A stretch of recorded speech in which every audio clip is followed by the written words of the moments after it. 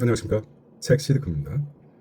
7월 3일 오늘 읽었던 책을 한번 요점 정리해 보도록 하겠습니다. 생각이 지친 뇌를 구하는 감정사용법. 오늘 불볕더위, 삼복더위 이르기 전에 마치 연습이라도 하듯이 엄청 더웠습니다. 7월 3일 일명 깡통, 망통대입니다. 하지만 이 시간이 책을 다시 한번 정리하는 시간은 저 개인적으로 굉장히 가치 있는 시간으로 생각하고 있습니다. 최선을 다해보겠습니다. 당신은 내가 행복을 선택하는 7가지 해피니스 방법이 무엇일까? 머릿속 최초의 감정, 림비라고 했습니다. 알려주는 단순하고 유쾌한 뇌과학 처방전이라고 합니다. 림비 현상이 아니죠. 생각에 지친 뇌를 구하는 감정 사용법입니다. 당신은 내가 행복을 선택하는 7가지 방법을 제시하는데 한번 볼까요? 요점은 개인적으로 992권인데요. 베르너 터키 퀸스텐 마허가 진 책이고 한윤진이 번역했고요. 출판사 나무사에서 왔습니다. 이 책의 전체적인 개요와 배경을 보겠습니다. 이 책은 생각에 지친 뇌를 어떻게 회복하고 감정을 올바르게 사용해 뇌와 마음의 건강을 증진시킬 수 있는지 과학적 근거와 실생활 사례를 통해 제시하는 자기 개발서입니다. 현대인들은 지나친 정보와 과도한 생각, 그렇죠. 스트레스로 인해 뇌가 피로해지고 감정 조절이 좀 어려지는 상황에 처해 있습니다. 저자는 이 상황을 뇌의 생각 과부하라고 합니다. 명명하며 감정과 뇌의 작용을 원리를 쉽게 풀어냅니다. 사실 어찌 보면은 생각하지 않는 무조건 순간적으로 아주 숏추하게 아주 짧고 자극적으로 받아들이는 뇌가 익숙해졌죠. 현대 SNS라든지 현대 미디어 자체가 그런 식으로 움직이기 때문에 중심 있는 개념 을 한번 보겠습니다. 중심이 있는 개념은 감정인데 대뇌 변형계 림빅 시스템 역할과 중요성입니다. 감정인데 대뇌 변형계. 저자는 이 부분을 친근하게 림비라고 라는 캐릭터로 표현했습니다. 감정의 뇌인 대뇌 변형계의 역할의 중요성을 림비라고 표현했죠. 자아 속에 있는 자신을 말하는 것입니다. 감정이 단순히 충동이나 방해 요소가 아니라 오히려 우리의 선택과 행동을 안내하는 내면의 나침판임을 강조하고 있습니다. 이 책의 이제 핵심 내용을 상세히 들여다보면 첫째, 생각이 지친 뇌의 문제. 생각이라기보다도 걱정이 많겠죠. 현대인들은 걱정을 안고 사는 것이니까요. worry, don't worry, worry, worry라고 하지만은 우리 그 반려견에게도 worry라는 이름이 많죠. 나의 걱정은 너한테 주겠다 하지만 가지 않는 거죠. 현대인들은 전두엽 중심의 논리적 사고에 지나치게 의존해 내가 피곤해지고 감정을 억누르거나 무시하는 경향이 강하고 있습니다. 전두엽 중심의 논리적 사고에 지나치게 의존한다? 이거는 그 전두엽 일에 몰두한다는 의미입니까? 좀 보겠습니다. 그러나 전두엽만으로는 최선의 결정을 내리기 어렵고 감정과 직관이 결합되어야만 합리적이고 효과적인 선택이 가능하다고 합니다.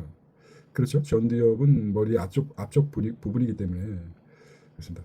뇌의 림비는 중요한 정보 신호를 주는 역할을 하며 무시할 경우 마비나 후에 스트레스가 발생합니다. 두 번째는 감정은 의사결정의 핵심이다. 저자는 감정을 생각하는 뇌와 느끼는 뇌 사이의 다리로 설명하고 있습니다. 자, 생각하는 뇌와 느끼는 뇌 뭐가 차이가 있을까요? 생각하는 뇌, 느끼는 뇌 어떤 느낌이 옵니까? 감정은 뇌가 중요하다고 판단한 정보를 신속하게 알려주고 이를 통해 선택지가 명확하고 집중력이 높아진다고 합니다. 감정이죠. feeling이죠. 감정이 제대로 작동하지 않으면 의사결정이 지연되고 혼란스러워진다고 합니다. 세 번째는 감정과 행복의 연결. 감정 사용법을 익히면 긍정적인 감정 경험이 늘어나며 이는 행복감으로 이어진다고 합니다. 자, 반대로 부정적인 감정을 보다 인정하고 적절히 다루는 방법을 알려주고 있습니다. 감정을 표현하고 공유하는 것은 정신적 건강에 긍정적인 영향이다. 네 번째는 행복으로 가는 7가지 방법. 책의 핵심은 행복을 선택하는 7가지 방법을 요약해 놓았습니다. 이 방법들은 뇌과학과 심리학을 접목해 실천 가능한 구체적인 팁입니다. 뇌과학, 그다음에 심리학. 이게 굉장히 신비스럽고 관심이 가는 아주 시크하고 빠져들어갈 수 있는 영역이죠. 자, 감정 일기 쓰기. 매일 자신의 감정을 기록하며 스스로 객관적으로 들여다보라. 객관적으로 자기 감정을 들여다보기 쉽지 않습니다. 감정 인정하기. 부정적인 감정을 부정하거나 억누르지 않고 수용하는 자세. 있는 그대로 받아들여라. 감정 조절 훈련, 심호흡과 명상, 신체 운동 등으로 감정 폭발을 막고 차분히 유지하라 이런 말이죠. 명상은 멍 때리기죠. 멍 때리기 3. 아무 생각 없이 눈을 감고 명상 방법도 있겠지만 그냥 생각을 비우는 것을 말하는 거죠.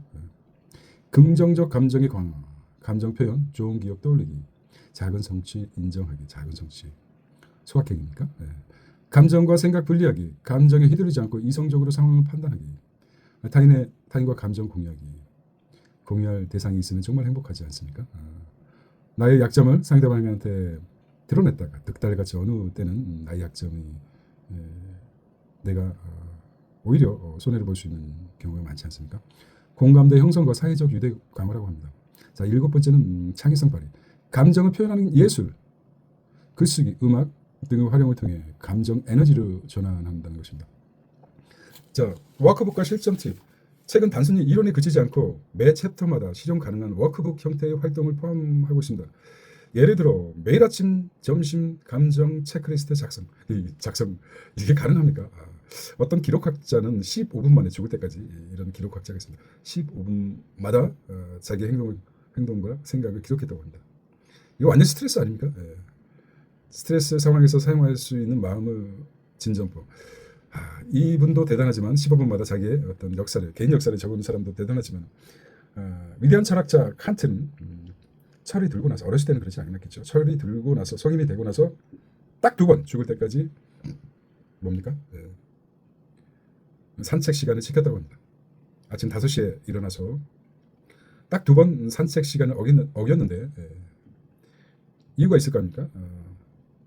첫 번째는 프랑스 혁명이 일어났을 때 첫 번째 산책을 중지했고, 두 번째는 루소의 에밀이라는 교육의 유토피아적인 에밀에서 드러나죠. 에밀은 이런 책은 공산주의며 자본주의며 전체주의며 무슨 파쇼주의며 어떤 그거에 그 기반이 됐던 과거에 나온 책이지만은 종교로 치면은 기독교, 불교, 기독교, 그다음 가톨릭, 그다음에 뭐 이슬람교, 그다음에 알라신, 뭐 이런 게 힌두교, 아주 근원에 대해서 조로아스터라고 생각을 많이 하고 있습니다. 조로아스터처럼 그런 것처럼 중간에 이제 뇌 시냅스가 신경세포가 외부의 압력에 의해서 생각이 이제 끊긴 것 같습니다. 자, 어디까지 얘기했는지 다시 나중에 볼 수 있는 이 동영상은 제가 가장 많이 보게 되더라고요. 그러면서 뇌를 훈련시키는 거죠. 저도 37이 넘었기 때문에 그래서 남자건 여자건, 남자 같은 경우 37의 기준으로 보고 있습니다. 뭐 넓게 보면 40으로 보고 있지만 저는 좀 빨리 37의 기준으로 해서 생각하고 있습니다. 현대인들의 과도한 정보 소화와 경쟁 심화 속에서 감정을 통한 자기 이해는 매우 강력한 회복 도구가 될 수 있다고 합니다. 감정 조절은 단순히 감정을 억누르는 것이 아니라 감정을 관리하고 창조적 에너지로 전환하는 능력임을 깨달아야 한다. 어떤 면에서 제가 그 직관적으로 어떤 글을 읽고 나서 생각했었는데 중간에 끊겨버렸습니다. 그래서 메모가 중요하다는 것이죠. 창의적인 질문을 한번 드려보겠습니다. 당신은 일상에서 감정을 어떻게 인지하고 다루고 있습니까? 자신의 감정을. 그 방식이 당신의 결정에 어떤 영향을 미치나요? 그래 본 적 있습니까? 한번 감정을 어떻게 다루고 있습니까? 내 안에 여러 개의 아이덴티티, 영화도 나왔죠. 21개의 아이덴티티, 자기 마음속에 내재적인 자아 속에 21개의 아이덴티티를 지목했지만 그 개수는 제한이 없죠. 부정적 감정을 억누르기보다는 수용하는 훈련을 한다면 어떤 변화가 생길까요? 부정적인 감정. 자, 감정 일기를 꾸준히 작성한다면 자신과 주변 사람에 대한 이해가 어떻게 달라요? 오늘 이재명 대통령이 이런 말을 한 적이 있습니다. 젊은 날 변호사 시절에 정말 결혼도 안 한 자기에게 변호사니까 부부가 찾아와서 도저히 못 살겠다, 이혼하겠다 이런 말을 한 적이 있다고 합니다. 자기는 뭐 결혼도 안 해보고 어떤 면에서 그런 부부관계 잘 모르는데 대통령의 기운을 타고 나서 그런지 모르지만 이렇게 얘기했다고 합니다. 역지사지. 선생님과 사모님께서는 한번 상담을 한번 받아보시는 게 중요할 것 같습니다. 법률사무소보다도 상담센터에 가서 역지사지, 상대 입장에서 롤플레이를 한번 해보시는 게 어떻겠습니까? 이렇게 오늘 그 100일 되던 날 끝까지 봤습니다. 근데 그 상담을 받은 조언을 받은 사람들은 다시 찾아오지 않았다고 합니다. 상대방의 입장을 알고 나니까 아주 사소한 것부터 이해가 되더라 이겁니다. 상대방 입장에 대해서. 그래서 뭐 다시 재개혈합, 뭐 헤어지지 않았으니까 다시 부부관계 좋아졌다는 의미죠. 그런 말을 들은 적이 있습니다. 근데 이 대통령은 참 논리적이고 한데 좀 말이 많죠. 그래서 오늘 제가 느낀 거는 말이 많다. 대통령이 되려는 자는 말이 많아야 된다. 이런 말을 하고 싶습니다. 그래서 트럼프는 유명한 오늘 망태 할아버지라고 제가 명명했는데 말도 많죠. 태도 많고 말이 많구나. 대통령이 되려는 자 말을 많이 해야 된다.